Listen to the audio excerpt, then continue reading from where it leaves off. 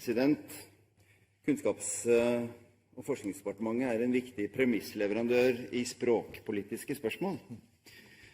Og det er to forhold jeg gjerne vil ta opp. Det første dreier seg om skandinavisk i skolen.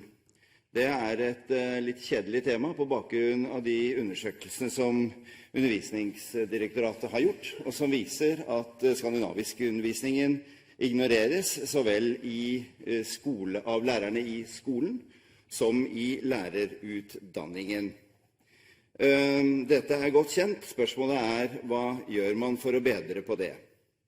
Det har vært en nordisk språkkampanje i året som har gått, hvor det har kommet opp mange interessante saker.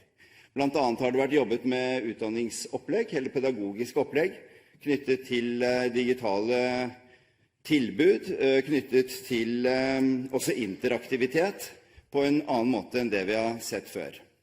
Jeg håper at departementet, at statsråden, når vi nå går inn i et år hvor Norge har formannskapet i Ministerrådet, og vi bør vise sterkere initiativ i nordiske spørsmål, vil rette oppmerksomhet mot de nye tingene som har kommet, og at man vil løfte skandinavisk tema inn i skolen på en mer offensiv måte enn det vi har sett så langt.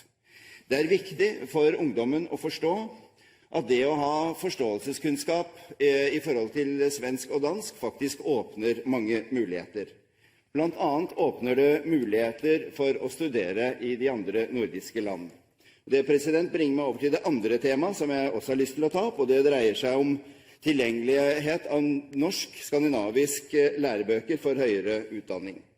Der ser vi en utvikling hvor engelsk er i ferd med å overta fullstendig. De fleste universitetene, og det betyr jeg tror det er 3 universiteter i Norge som har fulgt oppfordringen om å ha en strategi for språkarbeid. De legger til grunn at det bør være norskspråklige lærebøker på bachelornivå, men at det på masternivå er greit med hovedsakelig engelsk. Det støtter jeg. Da er det desto viktigere at vi sørger for å ivareta de språkdomenene som berøres av fagene på bachelornivå. Det er viktig fordi læringsutbyttet for studentene, etter undersøkelser vi har sett, faktisk er 25% lavere på engelsk enn det er på norsk.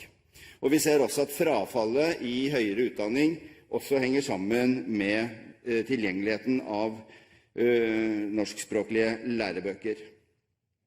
Her er det behov for et virkemiddelapparat. Så langt har regjeringen ikke signalisert annet enn at man ønsker å avvikle fastprisen for lærebøkene. Kanskje burde man også se på en bedre tilskuddsordning for oversettelser, og vurdere fastprisen nærmere i årene som kommer.